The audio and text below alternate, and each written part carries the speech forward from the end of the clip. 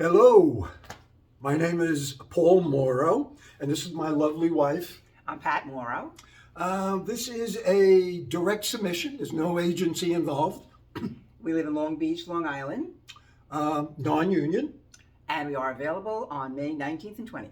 and we have been fully vaccinated and boosted. We got plenty of vaccine in us. Okay. You know how this came about? Actually, the instructions, we could really talk about anything. Our careers as a social worker. I'm a social worker, retired social worker, psychotherapist, and Pat is. I worked for Verizon for 30 years in training and development as an instructor, adult learners. She taught the big people, Yeah. and which are worse than little people sometimes. But I don't know. We looked at the instructions, what we could do, and Pat came up. It was a story about the birth of one of our children, our second child. Yeah. We were married. We've been married about almost 50 50 years. years. In Married July. in July. Yeah. So we have a lot of stories. So we picked this one. Yeah, and we got married young, and we had our first child a year after we were married, and we wanted to do Lamaze, a natural childbirth, Lamaze. But then, back in the day. It was a place called Mid-Island Hospital in Bethpage, and they frowned on it. It was not allowed. I'm sure there was all kind of liability issues, and that was 1973 with our first child, Jason, and then so for the second child, this is 1974, we tried again, and they said yes, they would allow it, but no training.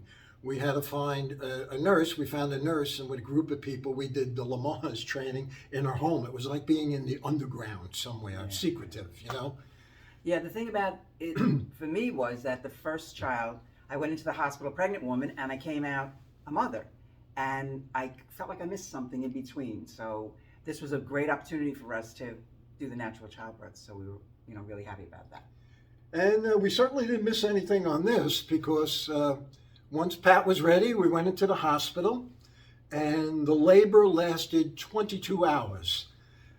So it was a marathon, just a little short of the 26-mile, but 22 hours. And the first thing that comes to my mind is next to Mid-Island Hospital in Bethpage, there's this store, a big store, catering place almost called Zorn's, and it's just chicken. They made chicken, they catered chicken, you could eat chicken in there, and for 22 hours, that's all I could smell was the chicken from Zorn's. It was unbelievable. So I'm telling him, go get something to eat. And he's like, no, I don't want to miss anything and that kind of thing. And I'm also screaming and shouting at him as any pregnant woman would do. I could just see me chewing on a chicken leg, and we're ready to run into delivery. So yeah, that's true. So, it was kind of a... And in the labor room, a lot of the women, are medicated. So, and they're saying things that they don't know they're saying. And, the husbands took a beating in there. I wasn't the nicest person either. But the way they set it up was that Paul was behind me, right? Right. All of us, Dr. Dottino was the doctor, and he had a few women in there, and it seemed to happen all at once. So, I was running around getting the scrubs on, and then in the delivery room, they put me behind Pat's head, and they had a mirror down on her so I could see the actual delivery. Yeah. So finally, when it came to, they told me to push, we hear the nurse yell out, "It's a Benjamin!" So we knew we had a son. Yeah, they asked us, so we said it's either Jessica or Benjamin. Yeah.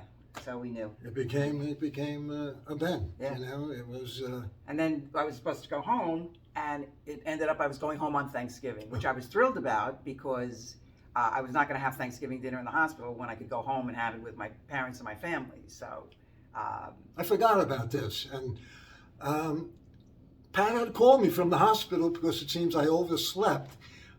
Some of my buddies the night before took me out, and I was a little under the weather, to say the least. So I had to get up, throw the clothes on. I made a little coffee, ran out the door, and we went to the hospital. And I get out there, they hand you the baby, you're in the front seat, no seatbelts, no car seats. No, bang. Good luck. 1974, got home. I left Mr. Coffee Pot on, and so we had 3 or 4 inches of sludge. I did not burn the house down. And so the life of Benjamin began along with our other son, Jason. So I guess that's the story we That's picked. our story, and our lives have been Interesting. ever since then. And And the way we found, see it, you know best. it's all about love. It is. That's the deal. Thank you, and welcome to our humble abode.